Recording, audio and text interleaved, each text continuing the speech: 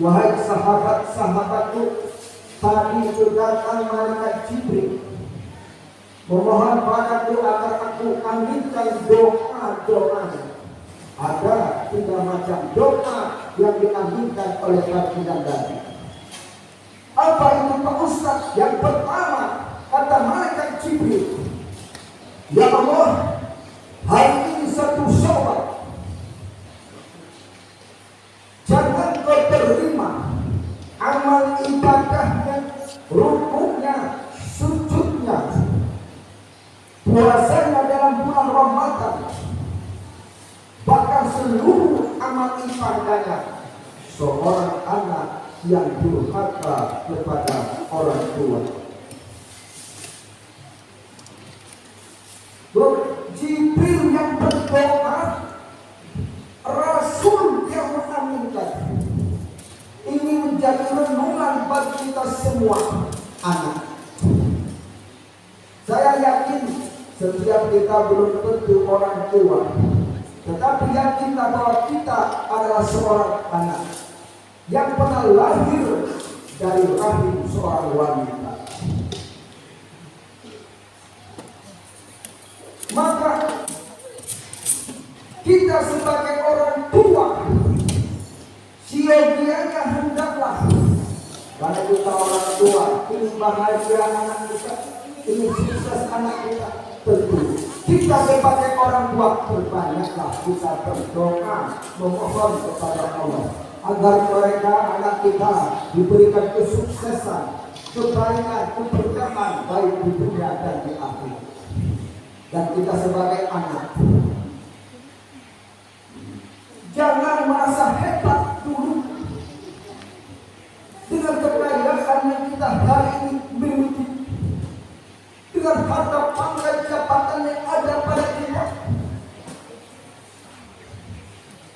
Jangan merasa bangga dulu kita sanggup ibadah penuh dalam bulan Ramadan, kalau kita masih mensisihkan, mensia-siakan orang tua kita. Maka orang-orang tua kita dulu, Pak, orang tua kita, walaupun jalannya dengan tongkat, terkatih-katih di pinggir jalan, dengan matanya yang sudah kabur, pendengarannya yang sudah bengkak, yang buatnya pun kadang-kadang cuma makan bubur, berjalan tongkat, terkatih-katih, tetapi orang tua kita malam sanggup sholat tahajud. Bangun orang tua kita malam sholat tahajud, dipatahkan tangan ke langit, berdoa memohon kepada Allah agar keluarganya, agar anaknya menjadi anak yang soleh dan solehah, sukses di dunia dan di akhirat.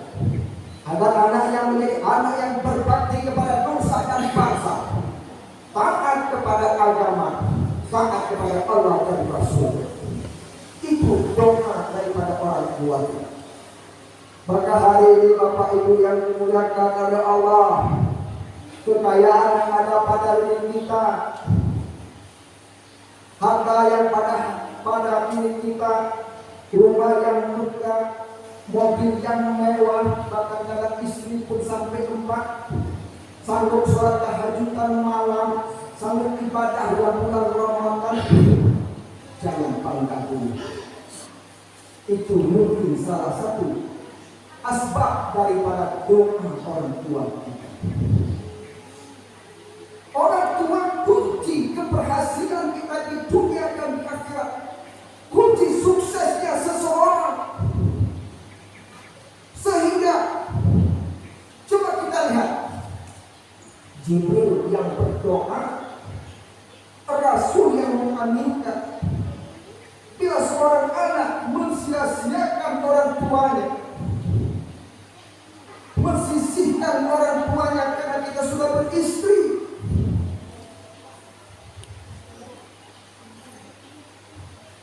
seluruh amal ibadah yang kita kerjakan, sujud, ruku, puasa Ramadan, bahkan seluruh amal ibadahnya Allah tolak. Anak yang durhaka kepada orang tua. Ingat dulu ada yang namanya Alqamah. Alqamah salah seorang sahabat Rasulullah pada masa Rasulullah. Alqamah sebelum beristri, Alqamah sangat cinta sayang kepada ibundanya. Alqamah mempunyai seorang ibunda yang sudah tua renta, tinggal di ujung kampung miskin. Tetapi Alqamah setelah beristri, Alqamah melupakan ibundanya, sehingga Alqamah pun sakit berat. Sekarang akan menghembuskan nyawa terakhir. Alqamah dituntun dengan zikir la ilaha illallah, kalimat tauhid. Terbungkam mulut Alqamah, tidak mau mengucapkan kalimat tauhid tersebut. Istri Alqamah pun menghadap kepada Rasulullah, menghadap ke tempat Rasulullah, dan mengadu hal kejadian tersebut. Ya Rasulullah, suamiku ya Rasul, Alqamah sekarat ya Rasul, akan menembuskan napas terakhirnya, tetapi tidak mau mengucapkan kalimat tauhid, kalimat la ilaha illallah. Rasul mengutus sahabat. Berangkatlah sahabat ke tempat kejadian. Dilihatnya Alqamah sedang sekarat, akan menghapuskan nyawa terakhir. Dituntun oleh Bilal, tetapi terbuka mulut Alqamah.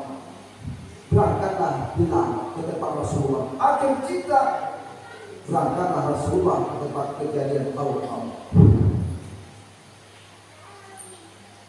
Dituntun Alqamah berulang-ulang kali, tapi tidak. Mulutnya terkunci, terbungkam. Lantas Rasul memanggil istrinya. Wahai istri Alqamah, yang diminta Alqamah bukan puasanya, bukan sholatnya 5 waktunya, bukan sedekahnya, tetapi yang diminta Alqamah adalah ibundanya. Di mana ibunda? Mak daripada Alqamah.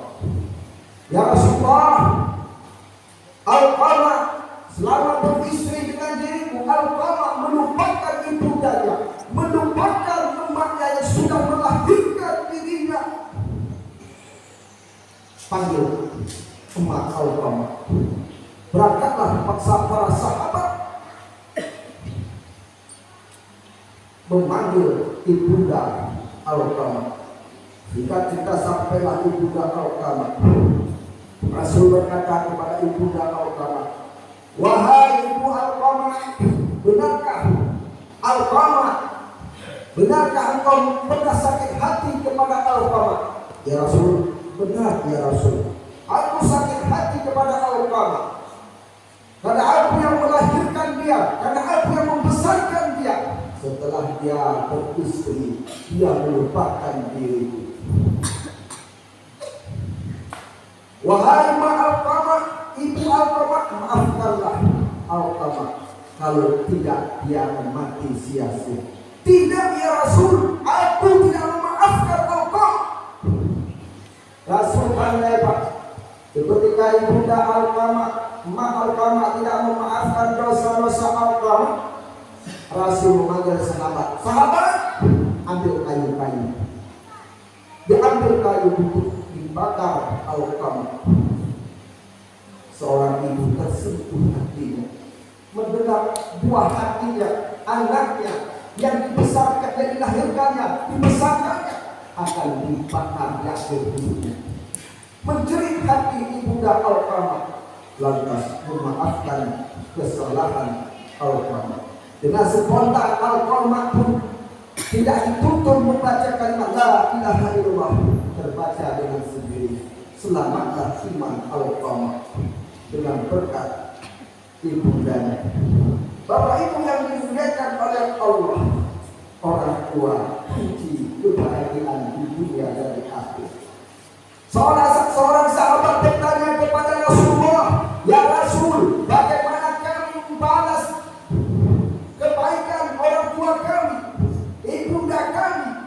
Rasul menjawab, wahai sahabat-sahabatku, walaupun kau gendong ibumu dari Masjidil Aqsa ke Mekah, sampai ke Mekah engkau ihramkan dia, dari Safa dan Marwah engkau gendong dia, kau bawa pulang ke sini lagi, belum cukup untuk membalas setetes air susu ibu engkau.